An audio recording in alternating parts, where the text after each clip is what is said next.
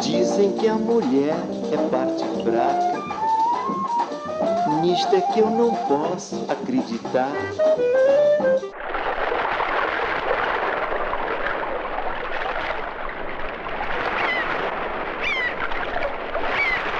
O senhor Afonso Segreto, há 7 meses que fora buscar o aparelho fotográfico para preparo de vistas destinadas ao cinematógrafo. E agora volta habilitado a montar aqui uma verdadeira novidade, que é a exibição de vistas movimentadas do Brasil. Já ao entrar à Barra, fotografou ele as fortalezas e navios de guerra. Teremos para dentro em pouco verdadeiras surpresas. Rio de Janeiro, 20 de junho de 1898. Gazeta de Notícias.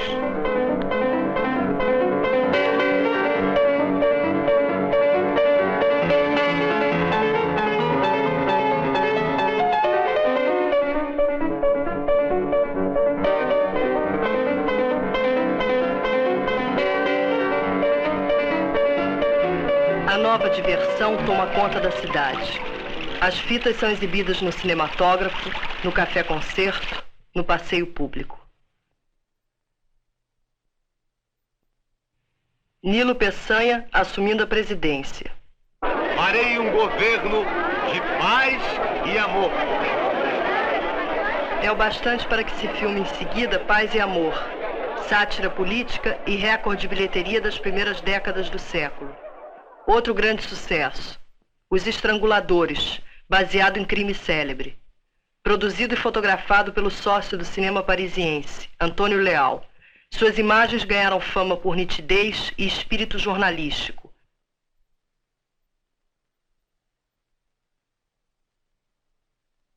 Convidada por Leal, em 1916, para fazer Lucila, Amélia Cocanianu, bailarina romena, adota o nome artístico de Aurora Fúlgida. Eu era muito garoto quando o Lucila foi exibido. Não havia proibição nem para menores ou para maiores. Eu cheguei a uma fila enorme, muito público, muita curiosidade para ver o filme. Acontece que lá pelo meio do filme, toda a plateia feminina saiu. A Aurora Fúlgida, que fazia uma cocote, ela estrebava numa mesa e imitava os quadros lascivos do Dr. Sá. Ela não ficava nua, como hoje as artistas fazem. Aos 17 anos, segue uma companhia de bailarinos que excursionava pela Europa. Não se conforma em ser uma simples figurante e foge. À noite, em Milão, dança para garantir o sustento e as aulas de balé. Poderia contar-lhes os sucessos que alcancei e as lutas que tive para não fracassar. Eu, somente eu, uma mulher a enfrentar o preamar da sorte. Seria contar-lhes um romance cheio de risos e lágrimas, como todos os romances, onde a cada triunfo artístico viam juntar-se propostas menos lícitas, imposições a que não me poderia sujeitar. Porque naquele tempo só trabalhava em cinema ou era um cocote ou artista de teatro, mais famosa, conhecida do público, porque a família não entrava em cinema.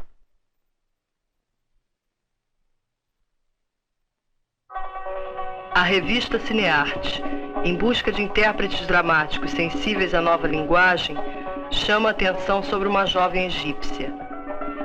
Eva Nil, figurinha nívea e pálida de Camafeu, um pouquinho do céu, bibelot de Sèvres, suavidade, modéstia, beleza e arte de mãos dadas, fusão de Gaynor, Philbin e Guiche, ingenuidade que se vestiu de mulher, princesinha encantada das lendas infantis. Eva, um desses anjos etéreos e diáfanos da pintura de Botticelli. Seu pai, Pedro Comelo, possuía ateliê fotográfico em Cataguases. Na primavera da vida, fruto da amizade entre Comelo e o jovem Mauro, introduz Eva Nil.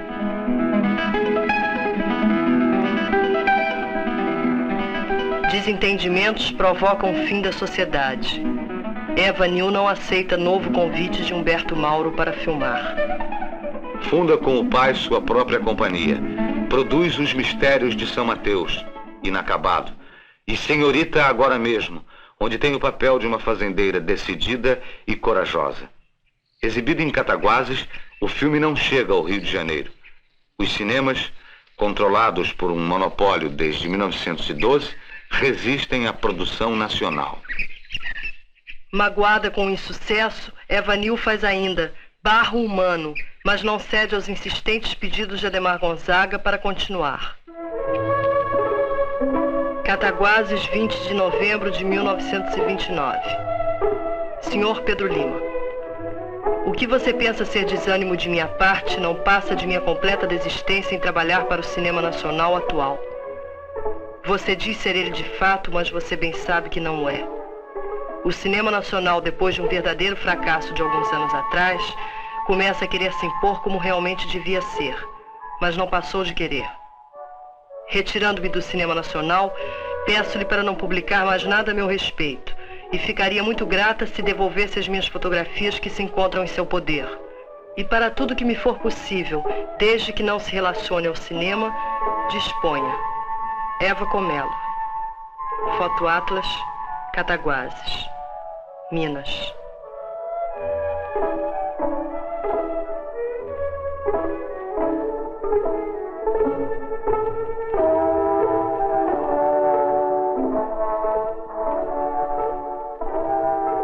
O eclipse de Eva Nil será sucedido pelo encontro de Carmen Santos com Humberto Mauro. É a minha afinidade, por bem dizer, com a dona Carmen, parte desde 1925.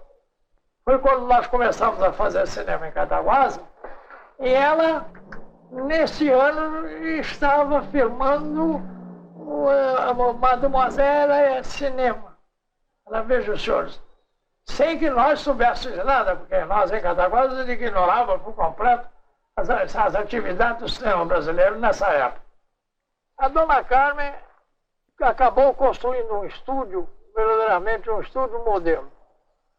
Era o melhor estúdio que existia no Rio de Janeiro.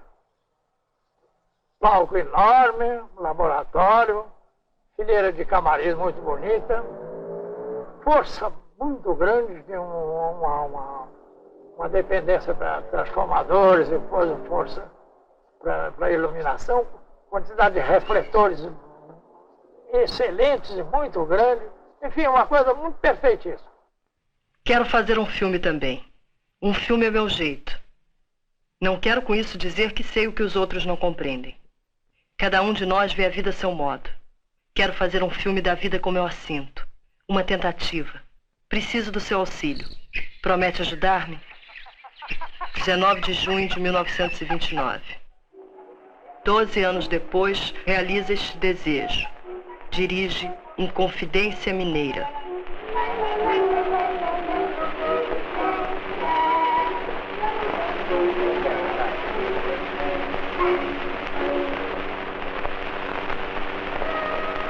Pelas obsessões de Carmen como diretora, o filme iniciado em 1941 será concluído 7 anos depois.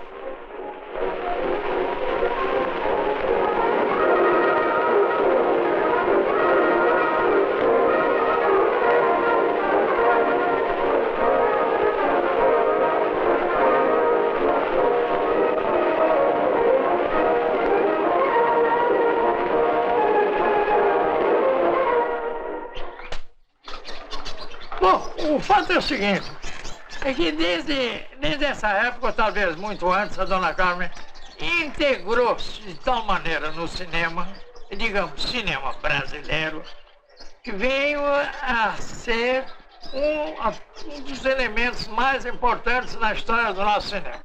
Nos anos 30, Carmen Santos participa como atriz em Limite, de Mário Peixoto, além de produzir e atuar em filmes como Lábios Sem Beijos, Favela dos Meus Amores, Cidade Mulher e Argila, todos de Humberto Mauro. Esse sim, está perfeito.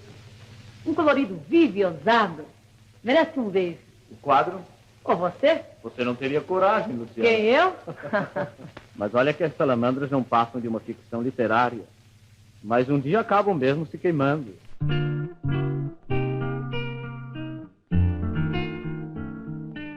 Mas só vim ter ligações com a Dona Carmen isso em 1929. Foi quando fizemos em Cataguases o Sangue Mineiro, no qual, produção na qual ela foi coprodutora.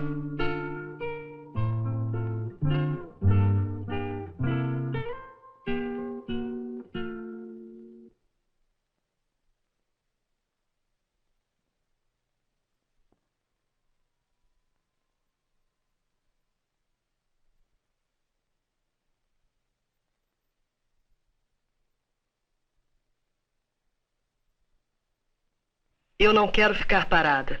Se o senhor não trabalha, trabalho eu. Mas de todo o coração, eu preferia trabalhar consigo hoje, que tenho plena confiança em seu trabalho. Confesso que fui injusta. Não esperava nada de si, nem a terça parte do que o senhor revelou. Sangue Mineiro vai criar nome para a indústria nacional. Carmen Santos, estovamento, nonchalance, boca em coração e os cabelos revoltos ao sabor da brisa. Boneca tirada aos caprichos do destino. Beleza suave como seu olhar moreno. Versos populares. A mulher que a gente amou. Paixão triste e doce. A borboleta azul. Sonhos, ilusões, quimeras. A vida. Aos 21 anos, Carmen Santos tinha feito 3 filmes. Mademoiselle Cinema, A Carne e Urutau. Balconista no Magazin au Parc Royal, foi descoberta em 1919. Tinha 14 anos e já trabalhava desde os 9. A agulha na mão, a maior tristeza na alma, olhando para o futuro cheio de trevas, de sobressaltos e interrogações. Da vida tinha uma noção muito vaga e imprecisa, e quase que só sabia que a gente vive para trabalhar e sofrer. Declararia mais tarde ter aprendido com o cinema ser a vida não apenas trabalho e sofrimento, mas também amor. Gilda de Abreu, outra grande presença feminina do cinema brasileiro, inicia a carreira artística como cantora lírica e atriz de operetas. Gilda, de todas as atividades que você exerceu em cinema, qual aquela que lhe agradou mais? Ana Maria, eu acho que todas elas me agradaram, porque eu gostava daquilo. Meu sonho sempre foi fazer cinema, mesmo muito pequena. No cinema, estreia em Bonequinha de Seda, até hoje um de nossos maiores sucessos. Direção de Oduvaldo Viana. Eu namorava praticamente a direção do Oduvaldo Viana, porque eu achava que ele era um homem extraordinário, uma grande sensibilidade que transmitia e arrancava das pessoas a sensibilidade necessária. Dinâmico ao máximo, exigente, como toda pessoa deve ser exigente quando quer alguma coisa bem feita, apesar de dizerem que a gente é antipático.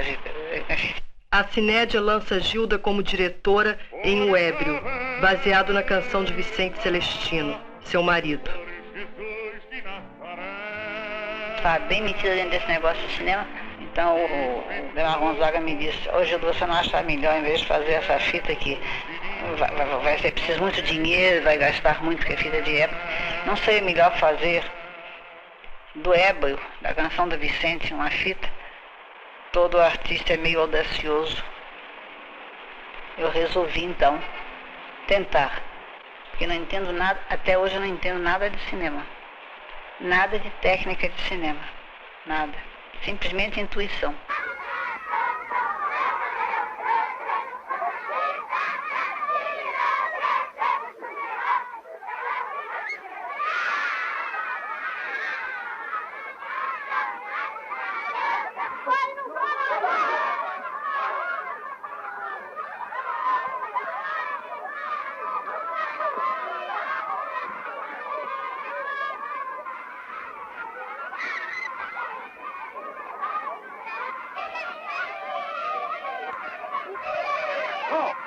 então lá vai. Vamos pra lá, vamos pra lá. Assim.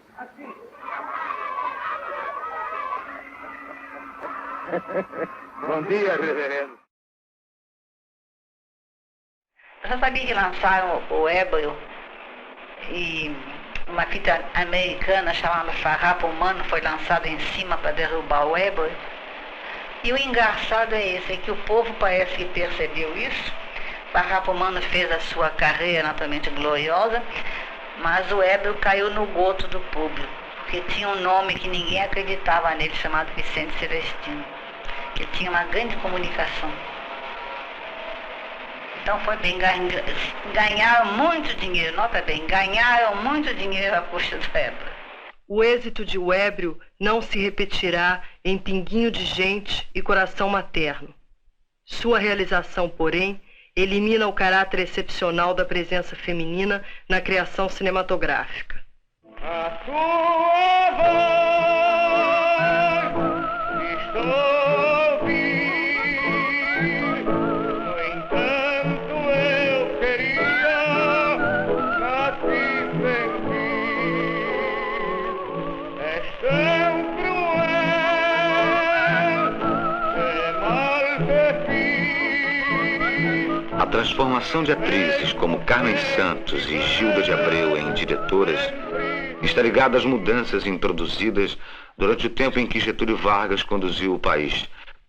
O esforço de industrialização que culmina na usina siderúrgica de Volta Redonda é anunciado pela fundação, em 1933, do estúdio da Cinédia. O cinema brasileiro inaugura sua fase sonora. No rádio, pelo disco, os sucessos da época de ouro da música brasileira atravessam o país. A imagem de seus ídolos será revelada ao público nos primeiros filmes musicais inspirados no teatro de revista.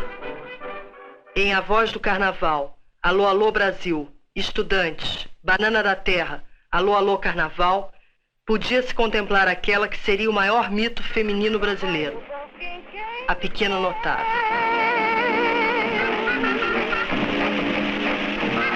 Só vai no bom fim quem tem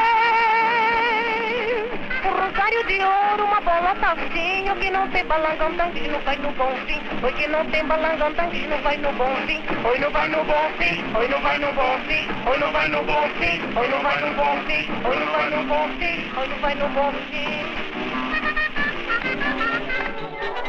Durante o Estado Novo, o nacionalismo gerado pela descoberta do país por si mesmo se manifesta em todas as expressões culturais. À margem de um mundo em guerra, impossibilitado de importar, o Brasil conhece um tempo de prosperidade. No Cassino da Urca, atrações nacionais e internacionais são oferecidas aos ricos exilados, oficiais americanos, jogadores profissionais, artistas, espiões, dançarinos, políticos, negociantes, a alta sociedade, o homem comum. Carmen Miranda eletrizava. Um agente americano promete levar sua baiana para os Estados Unidos. Do Brasil para o mundo, cheia de ânimo, Carmen vai viver sua aventura.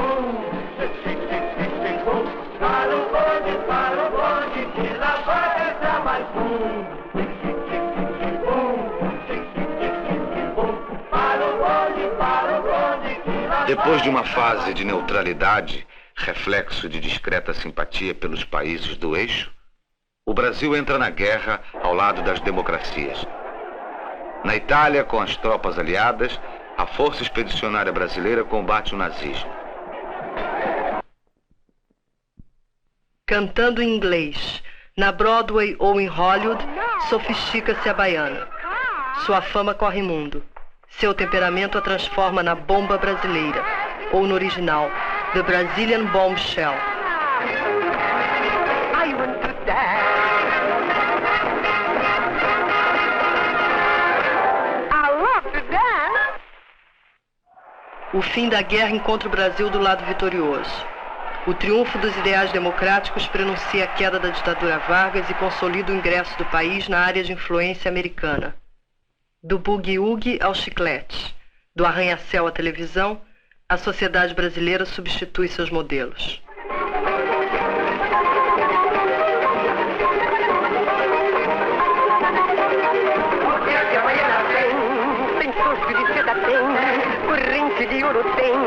Bem patarrendada tem, tem saia engomada tem, sandália enfeitada tem, e tem graça como ninguém,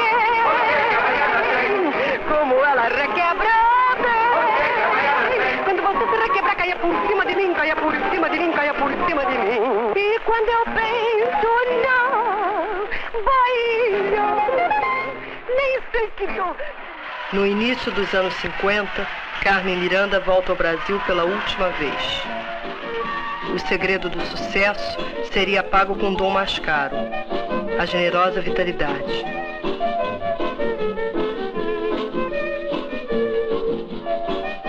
Nos seus últimos momentos, Carmen é o fantasma de um mito.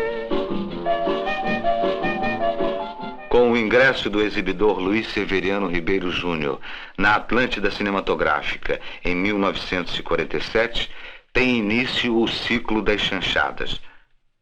Aproveitando a comicidade da dupla Oscarito e Grande Otelo, utilizando o sucesso dos programas radiofônicos, as chanchadas eram mal vistas pelas elites, mas adoradas pelo público que lotava os cinemas. Watson Macedo, autor dos melhores exemplos do gênero, é responsável pela descoberta da estrela da companhia, sua sobrinha, Eliana. Em dupla com Anselmo Duarte e depois com Silfarne, perseguida por José Lugó e o Renato Restier, envolvida nas peripécias de Oscarito e Grande Otelo, cantando com Adelaide Quioso, corajosa, romântica, maliciosa, ingênua, Eliana corresponde à visão de época da mocinha brasileira. O crescimento da televisão, o surto industrial desenvolvimentista terminam por afastar o público desta visão de mulher e deste cinema. Amor, meu amor, voltarei. Atraído pela sociedade de consumo, o país se abre a novas influências estrangeiras. A mulher se liberta economicamente. Evoluem os costumes. Eu te amo, hei de amar.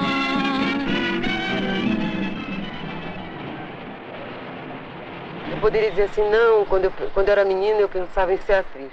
De fato, eu acho que quase toda menina que vê muito cinema, principalmente eu, que via muito filme da Metro, eu chegava em casa e imitava os atores, essa coisa toda, mas eu comecei a trabalhar por problemas econômicos. Então eu fui trabalhar com um manequim, de manequim eu passei para o Carlos Machado, que eu era uma mulher bonita, corpo bonito, e lá cantava, mostrava o corpo e cantava numa ótima. Norma Bengel era vedete famosa, quando em 1959 estreia no cinema em Um Homem do Sputnik, de Carlos Manga. Faz uma imitação de Brigitte Bardot, antológica e reveladora de suas possibilidades como atriz. Acontece que depois do Machado eu tive a primeira proposta de trabalhar em teatro. Do teatro veio a proposta de fazer O Pagador de Promessas, substituindo uma atriz que não pôde fazer, que era Odete Lara, e do Pagador de Promessas eu vi que eu poderia continuar trabalhando, mas eu achei que é pra frente que atrás vem gente. Então eu fiz os filmes da Atlântida, fiz o filme do Rui Guerra, Os Cafajestes.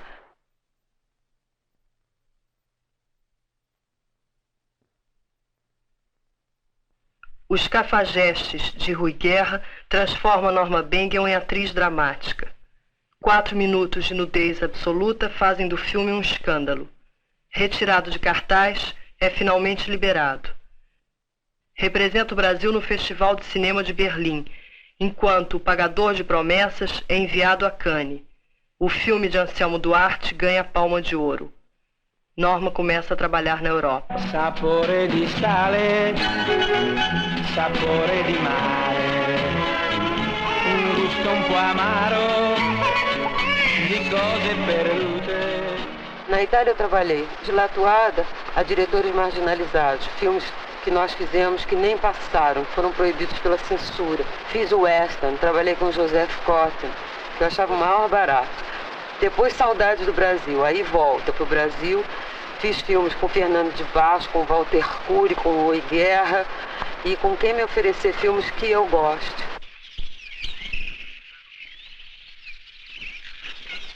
Em 1971, Norma volta à Europa. Bom, quando eu estava na França, pensando em voltar para o Brasil, eu tinha assim, ideias, o que eu poderia fazer no cinema que fosse novo, pelo menos para mim. Então eu pensei em fazer Vida de Mulheres. A primeira mulher que eu pensei foi Maria Bonita. Primeiro porque eu acho que foi uma revolucionária brasileira. Uma mulher que saiu, abandonou a família e foi pro cangaço. E depois que eu me projetava um pouco nela, porque eu acho que não mudou nada. Eu, mulher, Norma, que trabalhei esse tempo todo, eu não diferencio o cangaço lá no Nordeste, no sertão, desse cangaço aí de cimento armado que está em volta. A liberdade que domina o país no governo Kubitschek fertiliza a cultura brasileira e o cinema conhece nos anos 60 um movimento de renovação. Surge o cinema baiano, renova-se a proposta industrial e rompe o cinema novo, mais tarde contestado pelo underground tropical. Uma inquieta presença feminina é constante nessa trajetória. Helena Inês. Bahia, 1961. A Grande Feira, de Roberto Pires. Uma mulher de sociedade, culta e entediada, é seu primeiro personagem no cinema. Rio, 1962. Helena Inês sai da Bahia para o sucesso de Assalto ao Trem Pagador, de Roberto Farias. Mais uma vez é a Granfina atraída pela marginalidade.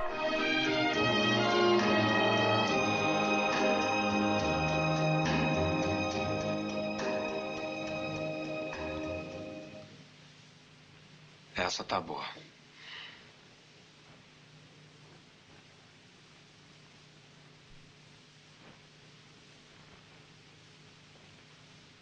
Minas, 1964.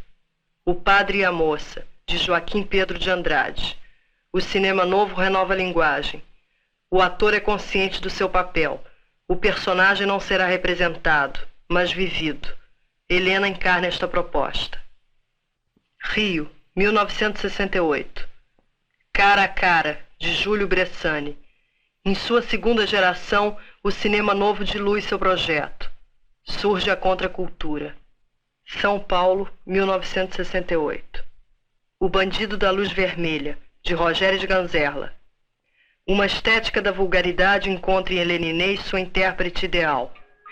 Sexy, irreverente, agressiva. A prostituta da boca do lixo cristaliza o personagem que Helena intuía em um assalto ao trem pagador.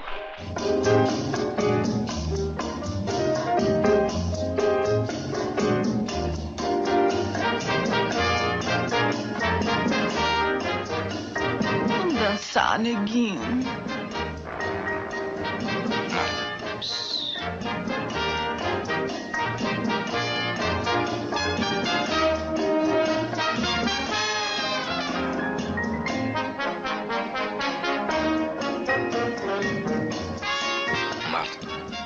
Se eu não tivesse dinheiro.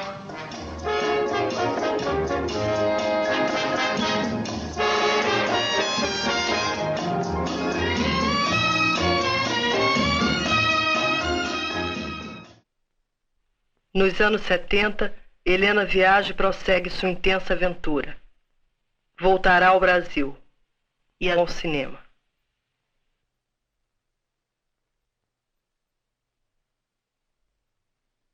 Puxa, nós pensávamos que ator tinha uma vida mole, né? Que acordava, que trabalhava, que ficava lindo, maravilhoso, que ia a festas. E eles ficavam surpresos de ver o sacrifício da gente. Quer dizer, a imagem que nós temos é que nós somos uns grandes folgados. E não somos, não. Nós somos uns grandes batalhadores. Leila Diniz cria uma forma autóctone de representar a mulher brasileira. Qualquer visão culturalizada será superada pelo prazer lúdico da interpretação. Sua imagem é associada à alegria, à independência de ser, à ternura. O primeiro passo deste sucesso é Todas as Mulheres do Mundo, de Domingos de Oliveira. A repercussão de Todas as Mulheres do Mundo provoca uma rápida carreira no cinema. O Homem Nu, Edu Coração de Ouro, Mineirinho Vivo ou Morto, Os Paqueras, Corisco, O Diabo Louro, A Madonna de Cedro. Em 1968, faz Fome de Amor e o encontro com Nelson Pereira dos Santos a consagra como atriz. Ana, gente, vamos descer. Ela vem pedir a esmola. Ela vem pedir a esmola para a festa do seu dia. para a festa do seu dia. Ela vem pedir a esmola, ela vem pedir a esmola para a festa do seu dia. Para a festa do seu dia.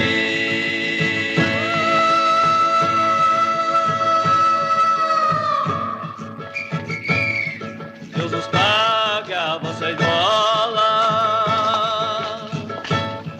Deus lhe pague a vossa esmola, que vós deu com alegria, que vós deu com alegria. Deus lhe pague a vossa esmola. Leila se afasta do cinema industrial. Perdularam, que acreditam que as forças vitais são inesgotáveis. A minha saúde mental é perfeita. Evolui para o teatro de revista e monta Tem Banana na Banda, reunião de quadros do Café Concerto e jovens autores de vanguarda. Leila está no auge, é uma super estrela.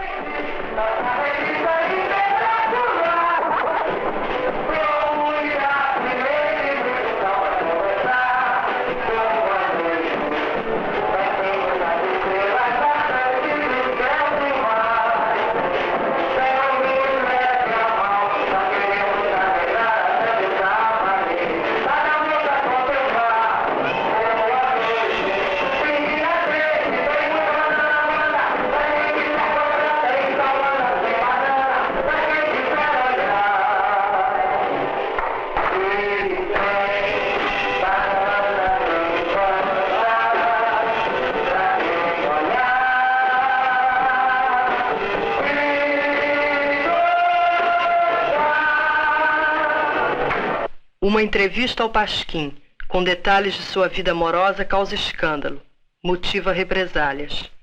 A professora primária Leila Diniz se transformara num mito.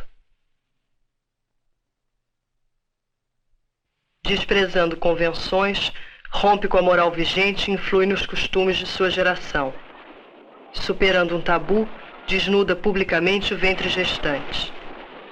Pelas praias cariocas verá multiplicada sua liberdade.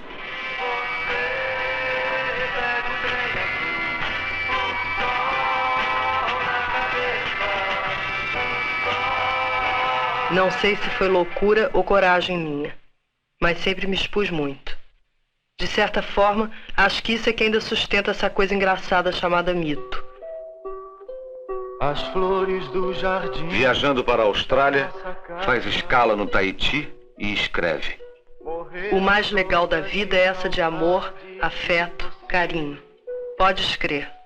Tem que estar aberto demais que pinta isso tudo de uma maneira linda, sempre nova e com maior encanto. Na volta, o avião que a conduz explode nos céus da Índia. Seu corpo é projetado no vazio. 14 de junho de 1972. Entre as vítimas, o rádio anuncia uma brasileira. Leila Roque Diniz. Não posso mais olhar nosso jardim. Lá não existem flores, tudo morreu pra mim.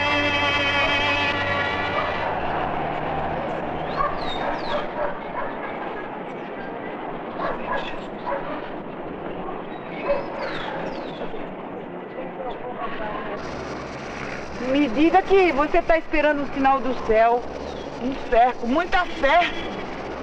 Está esperando é que ele volte, isso sim. Desconjuro, Gertrude, Deus me livre. Conheço, comadre. É muito dia lado a lado pensando numa coisa só.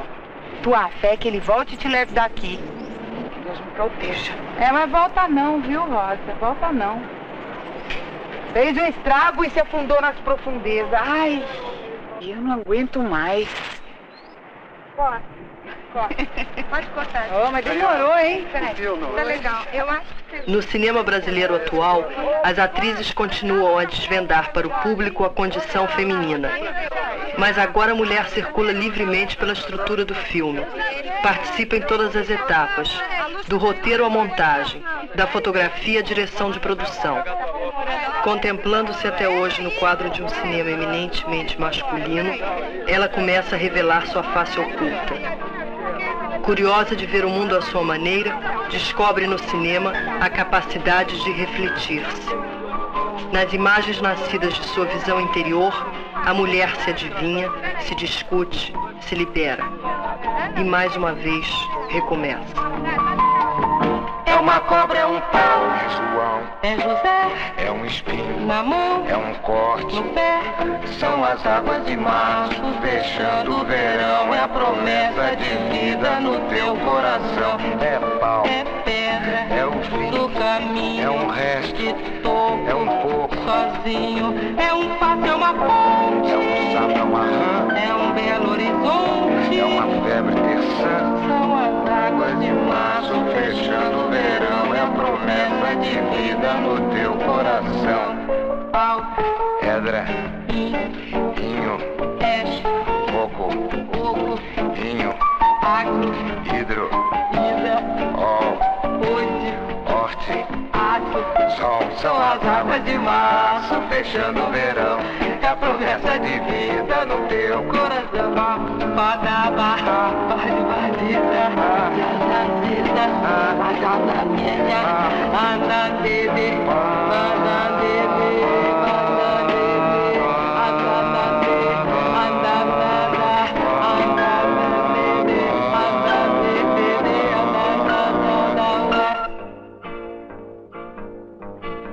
É pau, é pedra, é o fim do caminho, é o resto de toco, é um pouco sozinho, é um caco de vidro, é a vida, é o sol, é a noite, é a morte, é o laço, é o anzol, é peroba do cão, é o nó da madeira, é o matita pereira.